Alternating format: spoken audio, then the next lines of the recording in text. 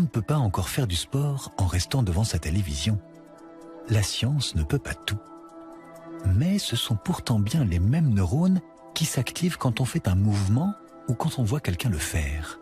C'est la raison pour laquelle les scientifiques ont baptisé ces neurones neurones miroirs.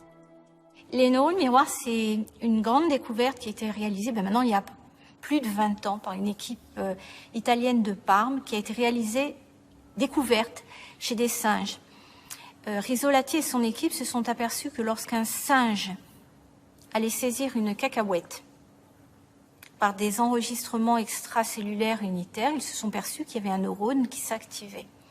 Ce qui est très fort, c'est qu'ils se sont aperçus que quand ce même singe, il observait un de ses congénères saisir la cacahuète ou un expérimentateur saisir cette cacahuète, eh bien, le même neurone s'activait. Ça veut donc dire que quand on observe et quand on exécute une action, chez le singe, chez le macaque, on a une activation de ce neurone qui se trouve dans le cortex prémoteur ventral du singe.